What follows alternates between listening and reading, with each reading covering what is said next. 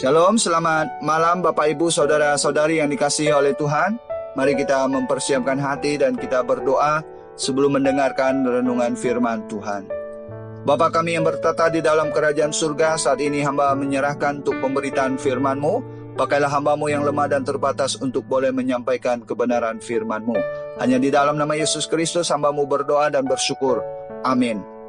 Bapak Ibu Saudara-saudari yang dikasihi oleh Tuhan, malam hari ini kita akan melanjutkan renungan firman Tuhan yang terdapat dalam Mazmur nomor 140 ayat 1 sampai 14. Judul renungan malam hari ini yaitu orang-orang jujur.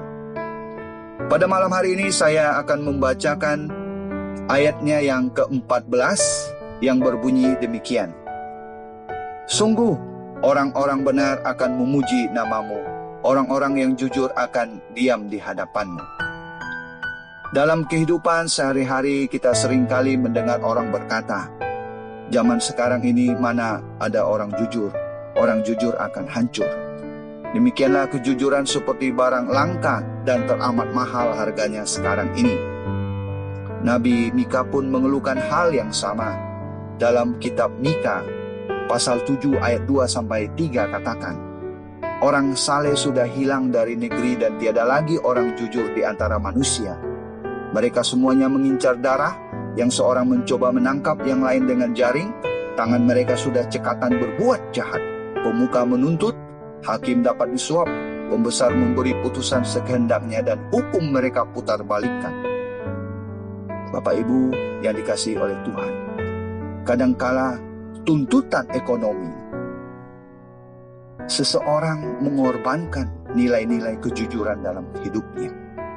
Karena ingin mendapat untung yang besar sebesar-besarnya, orang lebih memilih tidak jujur daripada harus berbuat yang benar.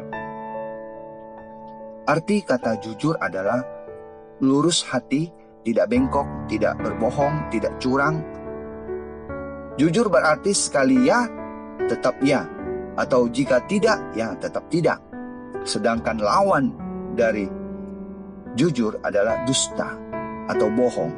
Berkata dusta berarti apa yang dikatakan di bibir berbeda dengan isi hati. Contohnya, berkata ya aku memaafkanmu, tapi dalam hati tidak memaafkan.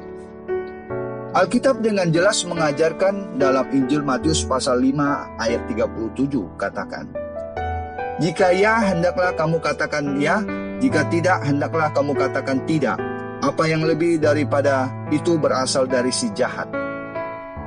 Kita sebagai orang percaya berkata jujur atau menjadi orang yang jujur, itu sudah harga mutlak.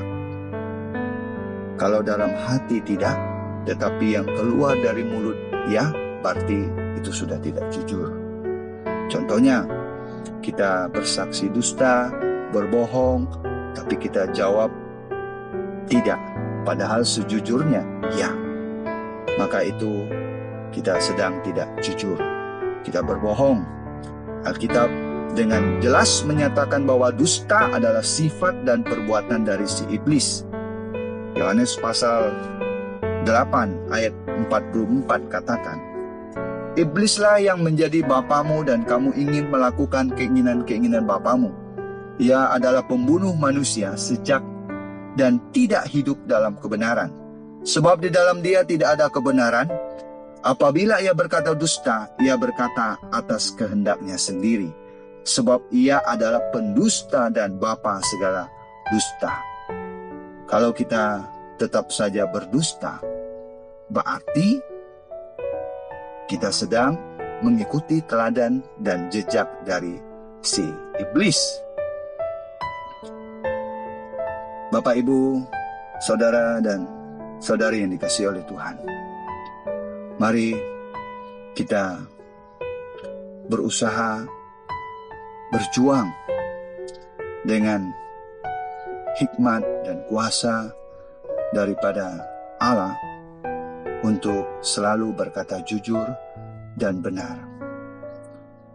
Sebab Allah kita adalah Allah yang benar dan jujur.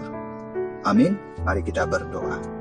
Bapa kami yang bertata di dalam kerajaan surga, kami mengucap syukur untuk kebenaran firman-Mu. Biarlah kebenaran firman-Mu boleh terpatri di dalam setiap hati kami, dan Roh Kudus senantiasa menolong dan menuntun hidup kami, hingga hari lepas hari hidup kami boleh semakin berkenan di hadapan Tuhan. Terima kasih Bapa. Hanya di dalam nama Yesus Kristus hamba-Mu berdoa dan bersyukur. Amin.